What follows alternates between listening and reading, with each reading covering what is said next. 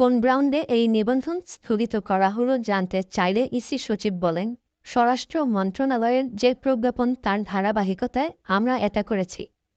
Commission সভায় প্রধান নির্বাচন কমিশনার ছাড়াও নির্বাচন কমিশনার আনোয়ারুল ইসলাম সরকার ও আব্দুর রহমানেল মাসুদ উপস্থিত ছিলেন। সভায় নির্বাচন কমিশন সচিব আখতার আহমেদ, আইন শাখার যুগ্ম সচিব ফারুক আহমেদ সহ কর্মকর্তারা আইনি দিকগুলো তুলে ধরেন। নির্বাচনী আইন গণপ্রতিনিধিত্ব আদেশ আপিও এর 90 অনুচ্ছেদ দফা 1 খ অনুযায়ী সরকার ঘোষিত নিষিদ্ধ দলের নিবন্ধন বাতিলের বিধান রয়েছে। নিবন্ধন স্থগিতের মাধ্যমে দলটির ভোটে অংশগ্রহণ বন্ধ হয়ে গেল। এর আগে নিবন্ধন শর্ত পূরণ, শর্ত প্রতিপালনে ব্যর্থতা এবং আদালতের নির্দেশে 5টি দলের জামায়াতে ইসলামী, ফ্রিডম পার্টি, ঐক্যবদ্ধ নাগরিক আন্দোলন, পিডিপি ও জাগপা নিবন্ধন বাতিল করা হয়। এর আগে বিচার শেষ না হওয়া পর্যন্ত আওয়ামী লীগ এবং এর সব অঙ্গ সংগঠন, সহযোগী সংগঠন ও ভ্রাতৃপ্রতিম সংগঠনের যাবতীয় কার্যক্রম নিষিদ্ধ করে প্রজ্ঞাপন জারি করেছে স্বরাষ্ট্র মন্ত্রণালয়ের জননিরাপত্তা বিভাগ। সোমবার বিকেলে সিনিয়র সচিব নাসিমুল গনি স্বাক্ষরিত প্রজ্ঞাপন জারি করা হয়।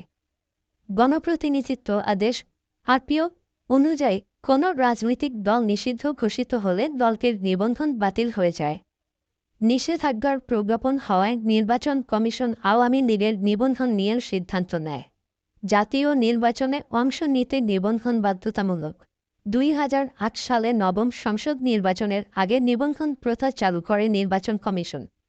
গত 4টি নির্বাচনে 55টি দল নিবন্ধন পেয়েছিল। আওয়ামী লীগের নিবন্ধন নাম্বার 6 প্রতীক নওগাঁ। আওয়ামী লীগের নিবন্ধন স্থগিতের মাধ্যমে বর্তমানে নির্বাচন কমিশনে নিবন্ধিত দলের সংখ্যা দাঁড়ালো 49টি। যুদ্ধ বন্ধে ভারত পাকিস্তানকে যে হুমকি দিয়েছিলেন ট্রাম্প, পাকিস্তানের সাথে যুদ্ধবিরতির পর ভারতের প্রধানমন্ত্রী নরেন্দ্র মোদীর ভাষণের ঠিক আগেই মুখ খুললেন মার্কিন প্রেসিডেন্ট ডোনাল্ড ট্রাম্প। তিনি দুই দেশকে চাপ দিয়েছিলেন সংঘর্ষ বন্ধ করার জন্য, না হলে ব্যবসার উপর বড় প্রভাব পড়বে বলেও দুই দেশকে সতর্ক করেছিলেন ট্রাম্প। জানানো হয়, দুই পক্ষকে ট্রাম্প চাপ দিয়েছিলেন। হুমকি দিয়ে তিনি বলেছিলেন, সংঘর্ষ বন্ধ করতে হবে, নয়তো তাদের সঙ্গে ব্যবসা করা হবে না।